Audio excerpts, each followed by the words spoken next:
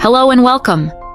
Today, we're talking about something we all experience: negative thinking.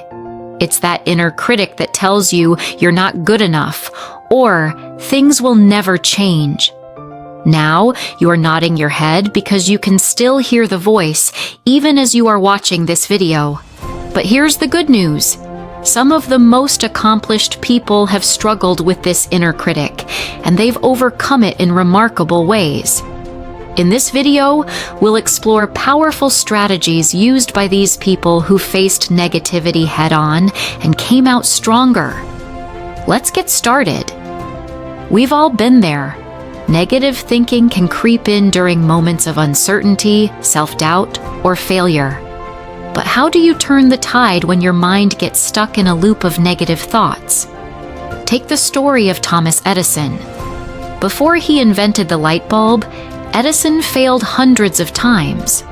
But instead of focusing on failure, he famously said, "I have not failed. I've just found 10,000 ways that won't work." Edison's mindset wasn't about avoiding failure. It was about seeing failure as an essential part of success. This brings us to the first strategy for overcoming negative thinking: reframe failure as progress. Edison didn't dwell on what went wrong.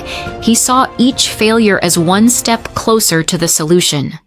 So, the next time you hit a roadblock, instead of thinking, "I'm not good enough," try shifting your perspective to "I'm learning and getting closer to success." By reframing your thoughts, you take control of the narrative. Let's look at Nelson Mandela. After spending 27 years in prison, Mandela could have easily been consumed by bitterness and negativity. But instead, he chose forgiveness and hope. Mandela said, and I quote, "Resentment is like drinking poison and then hoping it will kill your enemies." He realized that holding on to negative thoughts would only hurt him. Mandela's story highlights the second strategy. Let go of resentment and negative emotions. Holding on to anger or self-blame only deepens negative thinking. To overcome it, you have to forgive both yourself and others. By releasing resentment, you open up space for healing and positivity to grow. Next, we have Malala Yousafzai, the youngest Nobel Peace Prize laureate. After being attacked by the Taliban for advocating for girls' education, Malala didn't give in to fear or negativity. Instead, she became even more determined to fight for the right to education. In her speeches, Malala talks about focusing on the larger purpose rather than personal pain. Malala's resilience shows us the power of focusing on a greater purpose. When negative thoughts start to overwhelm you, it helps to remember your why. What drives you? What's the bigger picture? When your purpose is clear, it's easier to push through negativity because you know you're working towards something greater than yourself. During the Second World War, Winston Churchill faced one of the darkest periods in history, yet his determination and leadership helped the United Kingdom endure. Churchill's famous quote, "If you're going through hell, keep going," became a beacon of hope during those challenging times.